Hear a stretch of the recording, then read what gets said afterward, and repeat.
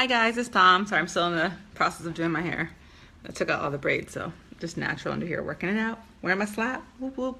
So I wanted to ask a question today, which was what business idea can you get rid of? I talked to a lot of Black women. I mean, I literally talked to probably, I don't know, 60 or so a week. So I'm doing pretty good on my surveying here.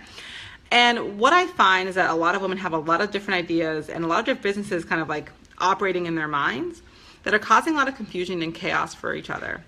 So what that means is that you have a business, you have something you really, really care about, but you don't have enough balls or you're not sure if you can really go for it. And so you start creating all these other sub businesses of other ideas that you think can make money, right? That distract you and slow you down from actually doing the thing you really care about.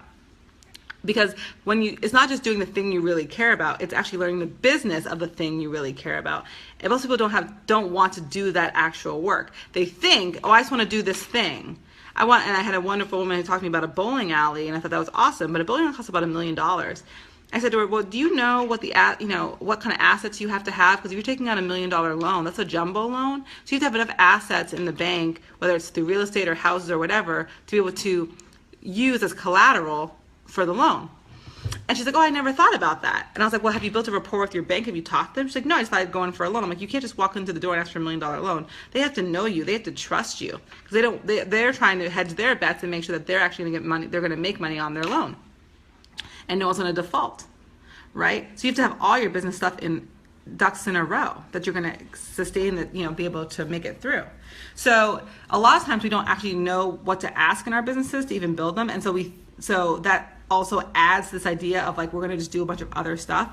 But I find that I hear people be like, oh, well, this person wants me to help with a t-shirt company, or this thing is happening, I'm thinking about doing insurance on the side. Because what you're saying is, I just don't believe that I can actually make the math work with one thing.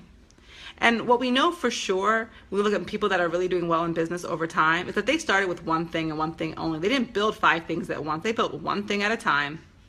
And we have to release the fear that we have that if we don't do everything at once, that we're not going to succeed. Because what we know for sure also is that when I do 5 things, I don't succeed at any of them. And I'm sure any of you guys who are listening to this can attest to having multiple business ideas that you've half started and haven't finished, or haven't even launched, or haven't even really got off the ground, or haven't found a co-founder for. Because in actuality, those 5 business ideas, it's impossible to start 5 businesses. It's impossible to open up a daycare and do insurance and bake and do catering. Like, it's impossible. None of them are going to succeed. None of them are going to win, right? So what's going to make sense for you? And I think what I really want to ask you for this week is, what business idea can you just throw in the trash? Can you say, you know what, I know this could make a lot of money, but I'm not going to do it. Like, I'm not the person to create that thing. I'm not going to sell water rice.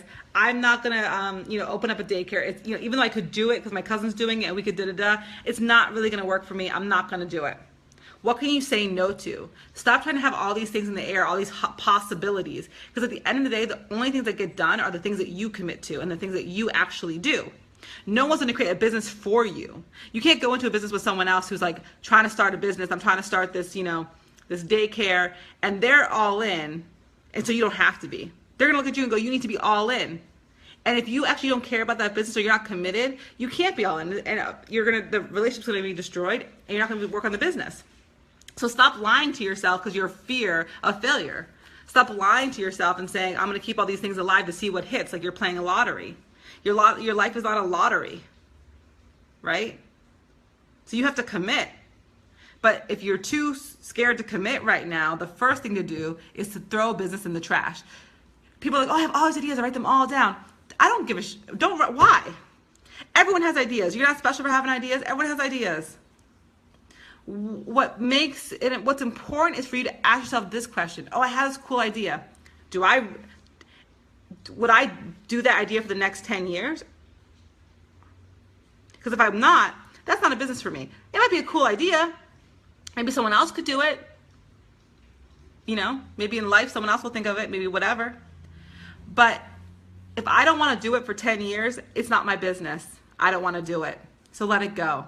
Because when you write all that crap down and when you keep it in your mind, all you're doing is creating mental weight that holds you back and holds you down. Stress and strain for all the things you've never created.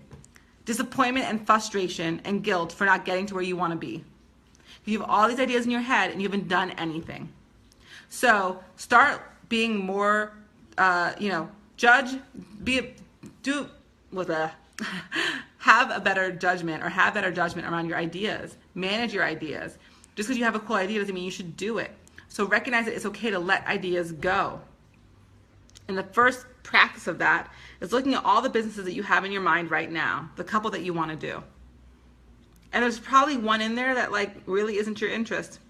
Now there might be other ones that are, and I'll do a different video on competing interests and competing business models and that kind of thing. But for right now, I'm sure there's a low-hanging fruit in your group of 3 or 4 or 5 business ideas that you have that really you wouldn't want to do for 10 years. That's more like a side hustle or side cash. And for that, you got to let it go. Now, I get that if you're trying to make money right now and you're broke and you make money off insurance right now and you need to do it, I get it, that's fine. But like, know the difference between solving a problem that's happening in your life right now versus committing to something long term. You're not committing to it long term, you have to let it go. The only way for you to move forward is to let it go. So my question of the week is, what business can you get rid of? Out of all the business ideas you have, which is the one that you're like, you know what, it's cool, but I'm not gonna do it? Share the comments below, let me know what you're gonna let go. Letting go feels good. Trust me, the less you have on your mind, the more you can focus. And slowly but surely we'll get down to 1. And you'll build from there. All right, guys. See you later.